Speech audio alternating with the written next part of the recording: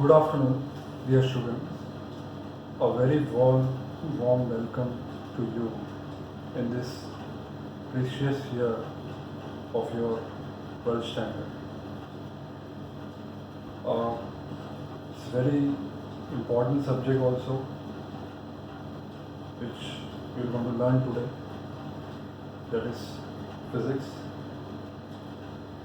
And today we're going to learn about a topic called to be rotational dynamics. Okay. Some of the concepts we have already done previously in this particular topic, and there are many things are also remaining. Okay. So today what we're going to learn, that is nothing but something about UCM. Okay. So in UCM, as we have seen that for UCM, it is called to be uniform circular motion. Fine. Why it is called to be uniform circular motion? Because the speed of the particle which is moving along the circumference of the circle is constant. So these all concepts we have already done. But today we are going to learn about its application. So, applications of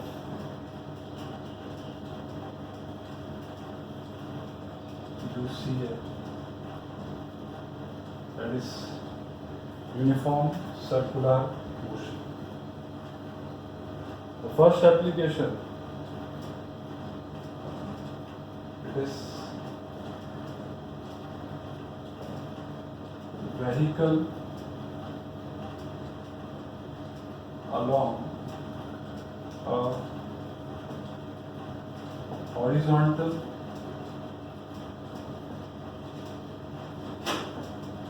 circular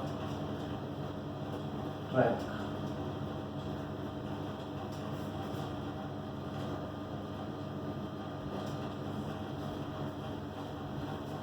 That means the vehicle is moving along a horizontal circular track.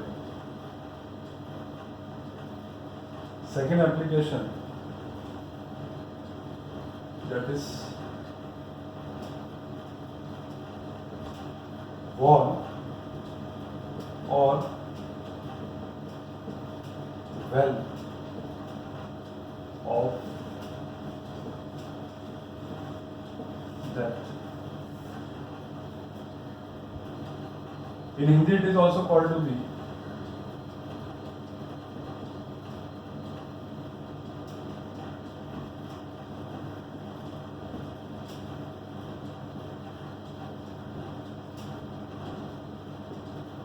मौत का कुआं. This actually application you might have seen whenever you are going to any fair. So there is one game where the bike riders are moving inside a cylindrical type of object. So that's why it is called to be wall of that or मौत का कुआं.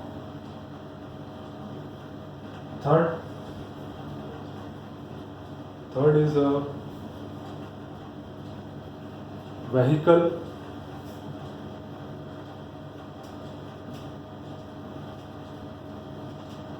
along a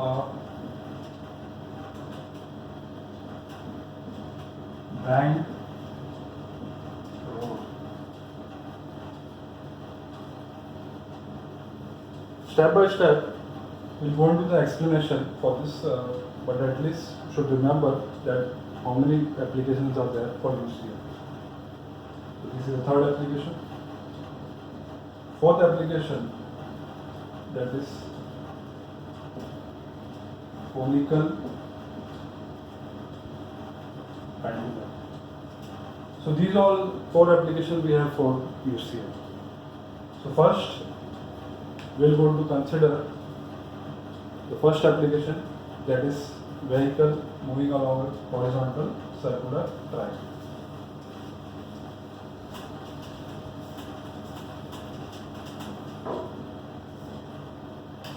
So in this horizontal circular track, what is actually circular track?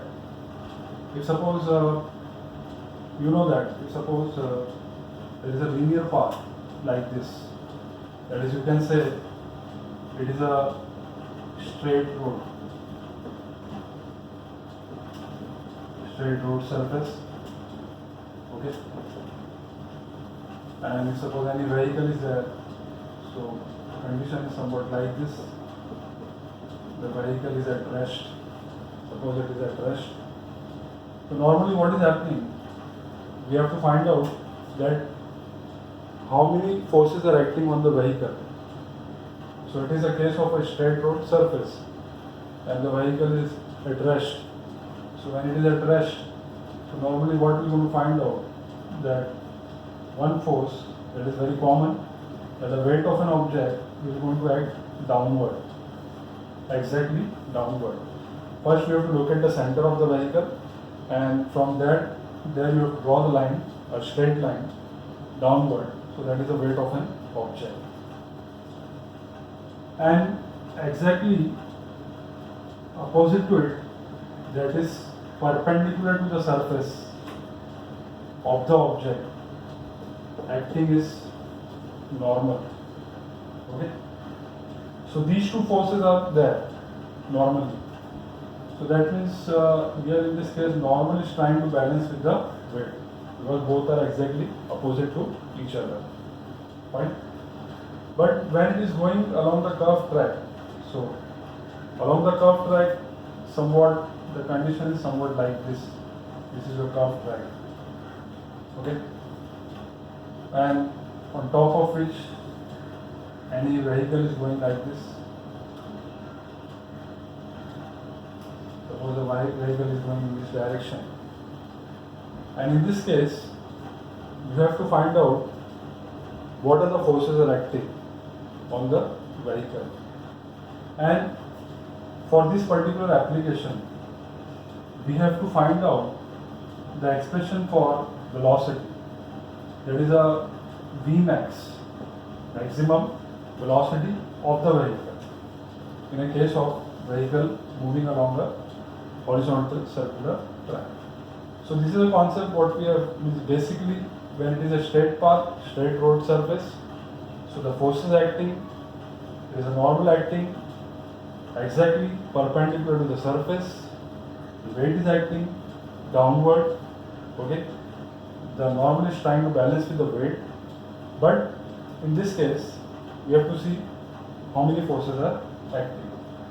So in order to consider this, we have to draw the diagram, and the diagram should be a vertical section. It should be a vertical section. So vertical section. This word is important, vertical section. So in vertical section, if suppose I am considering that this is the center of the road, okay, center of the curved surface. From here, I am drawing a straight line, fine. On top of which there is a vehicle is there. This is a vehicle.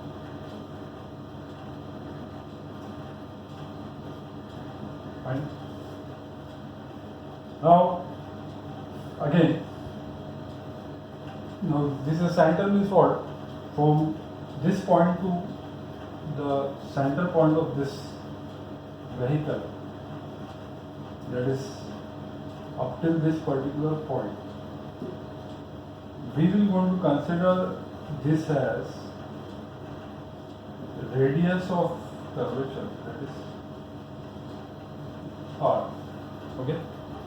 So the first force which will going to act on the vehicle, which will be exactly downward to the road surface, that is nothing but W is equal to mg, weight of an object. Fine. And the other force which we are going to find out, exactly opposite to the weight, that will be normal. Okay, so this is a normal acting exactly opposite to it. So by looking at this, we can actually generate the equation. So the equation will be what? Normal is equal to what? Mg. Okay. But here, one more force we are going to add. The other force which we are going to add is, suppose the vehicle is moving along the curved path like this. Suppose the condition is somewhat like this, that this is a curved path and the vehicle is going in this particular direction. Okay. So in this particular direction, so obviously what is going to happen? The center will be what? That the vehicle will be attracted towards the center. So here you can see that one force will going to act between the road surface and the tire. That means between this road surface and the tire. This force is very common, we have heard. That is called the force of friction. That is denoted by Fs. So force of friction is denoted by Fs. So when we see that, since the vehicle is going like this, so the force of friction, it is actually towards the center. Okay. So towards the center means what? This is a center of motion. Correct? Fine. So it is towards the center. When it is towards the center, so the force of friction will try to balance with centripetal force. So I can say that Fs is equal to Fcp, where Fcp stands for centripetal force and Fs stands for frictional force. So as you know that centripetal force, we have gone through this particular equation in 11th standard. So the centripetal force is what? mr omega square, and this is Fs. Okay, Fs is equal to mr omega square. Now further the equation will change. The equation will going to become, that is mv square upon r. This is also one of the formula for centripetal force. This formula is coming with respect to this, that is V is equal to r omega. That means in place of omega, if suppose I will put that it will be V square upon, means omega square. If suppose I am going to put V square upon omega r square, so we are going to get this particular formula, that is mv square upon r. Okay. So at the end we got two formulas. That is first formula is what? N is equal to mg, F is equal to Fs is equal to mv square upon r. Fine. So suppose we will do like this, divide 2 by 1. That is, I am trying to divide 2 by 1. Dividing equation 2 by 1. So what we are going to get? We are going to get Fs upon n is equal to mv square upon r divided by mg. When we divide this, so obviously m and m will going to get cancel. Okay. So at the end we are going to get Fs upon n is equal to v square upon rg. V square upon rg. So we have got this equation, that is Fs upon n. Now here the continuation of this particular equation is somewhat like this. Further it is also said, here we are finding the formula for Vmax. Okay, this thing you have to keep in mind. Now here Fs upon n, but it is also noted as Fs is equal to mu s into n. that is where µs is the coefficient of static friction, n is a normal, and F is the frictional force. So here we are going to get that µs is equal to Fs upon n. Now from this equation, suppose I am considering this is my equation number 3. So you can see that Fs upon n. So that's why µs is equal to what? V square upon Rg. Fine? So we are getting V square upon Rg. I have to find out the formula for V. So that's why I am going to keep V on the left side and everything will go on the right side. So that's why it will be V square µs Rg. So V square is equal to under root of µs Rg. V is equal to under root of µs Rg. Here V what we are taking, that V is what? V max. Okay? V max. Now here why we are taking V max? Because whatever friction what we are considering here, that is also maximum. Here this is also maximum. Okay? So here what it says that if suppose as soon as the speed of the vehicle keeps on increasing along the curved path, so what is going to happen? The frictional force will also increase. Then, so if suppose the friction force will go on increasing, that means what? The main problem behind this is what? If suppose you are trying to speed the increase of a vehicle, and because of this, the frictional force is also increasing. So what will going to happen? The car or the vehicle will topple. Okay? It will try to skid. Okay? Why it will try to skid? Because the frictional force, which is actually trying to balance with the centripetal force, but it is also trying to balance with centrifugal force also. Okay? So when the speed goes on increasing, so the force, that is the centrifugal force, which is actually also balancing the frictional force, that force, centrifugal force, will be little bit higher from the ground surface. It will act little bit higher from the ground surface if the speed of the vehicle goes on increasing. Okay?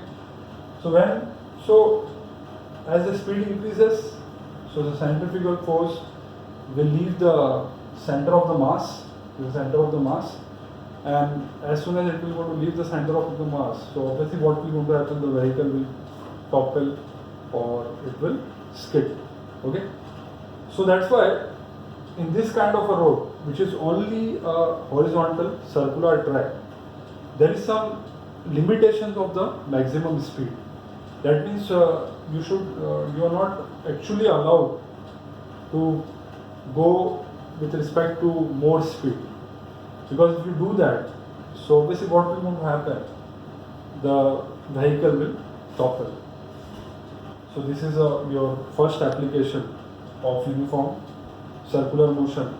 The points which we have discussed actually, that is actually in your textbook, the caption is there, points to remember.